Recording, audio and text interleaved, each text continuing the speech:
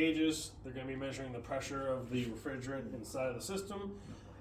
You do need to kind of have an idea of pressure temperature correlation, because if you're going to be calculating superheat, right, you're going to have to know what to get from this probe and this probe.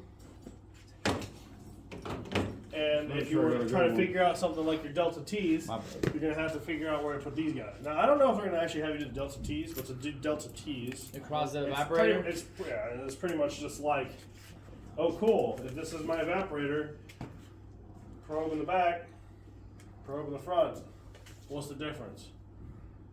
It's not that different. Yeah. Right? The same with condenser. You're trying to take your measurement across your condenser, same deal. Like to see heat rejection, heat absorption, etc., etc. So these are the most straightforward ones. They have little magnets if you want to like stick them onto something, which I don't really know if they really work that well. No, probably not. Of course not. I'd be asking too much. Yeah. No, they don't. So let's say this is your evaporator. Okay. So in terms of flow, even if the unit's off, you can kind of just watch your flow and see where it goes, right? Because you know that as it leaves your compressor, the first thing it's going to go is to your reversing valve, and they might do partial identification too, so bear, you know. Okay. Compressor leaves, goes to your reversing valve, okay? Solenoid coil in this case, it typically in Florida would be de-energized, but not to say it won't be. Heating or cooling? Well, in this case, we'll just say, I don't know, heating, because I don't know which one it is. I think it's heating. Condenser. I think it's based on the outdoor coil. Okay, so then this will be energized. So it's energized because it's regular operation, right? Okay, we'll say, well, yeah, because we want it for cooling, we'll just say it's cooling mode. Then, so heat, we'll say this is energized. And so this is going to be cooling, and so it's going to want to go up to your condenser, which is this guy. And so it's going to flow, come into the top of your condenser, yada yada, comes down here, right? If you were to take your subcooling clamp right where it leaves, Outlet of the coil. which is the outlet of the coil, right?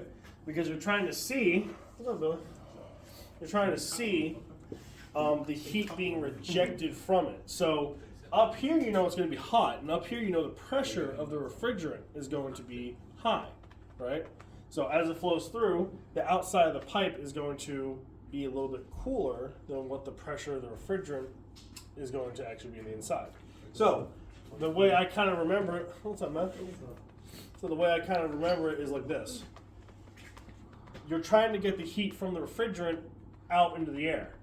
So if you're trying to calculate your subcooling, you'll put your gauge in your high side, which should be here, and you're going to take this measurement minus this measurement.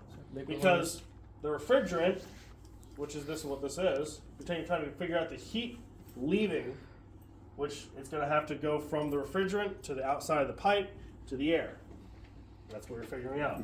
So in this case, subcooling, gauge measurement minus temp clamp measurement is your subcooling. So as we go through the system, you can keep identifying, you know, ooh, sight glass, whatever, check valve, right? Capillary tube, sight glass, biflow filter dryer. So that's going to go through. Another check valve, another cap tube. The point of it is just to prevent it going from one way to the other. That's it. So as it's going to go through the system, it's now going to flow. And now you're going to have your evaporator side. So now you're trying to take your superheat reading, right? So now you're going to hook up your gauge to wherever, in this case it's going to be this.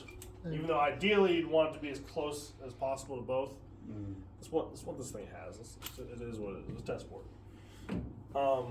You're gonna hook that up. You're gonna see what your pressure measurement is. You're gonna hook this up, and then the same deal, just like the condenser. You're hooking the probe up at the end of the evaporator, because that's when you want to figure out how much heat got absorbed by the coil, right? So you would hook up your thing right here. You would hook up your gauge, and so just like how it's back, like in this case, we're trying to reject heat. Evaporators are trying to absorb heat, right? Take the heat from the space, absorb it in the coil. That's the objective.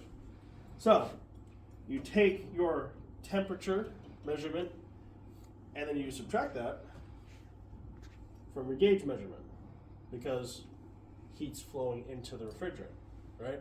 So just kind of like follow the direction. All that goes through, you can just say, hey, look, an accumulator, cool, whatever, done.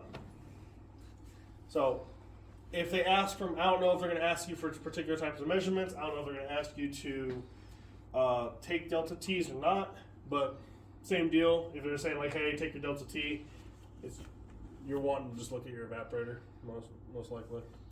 Which in this case, I guess, is what? Geez, my eyes are really that bad. Indoor coil. Yeah, so they're going to have it on this side. So you'll probably end up just sitting there, take your measurement from front to back, something like that. I don't know what else they could realistically have you do with this thing other than that, because I think the whole point of this is just to showcase that you know how to information gather. So I would just say parts identification, know what these all are, know how to do your measurements for superheat subcooling, and probably your pressure temperature correlations, right? So long as you got that, we're pretty much squared up. So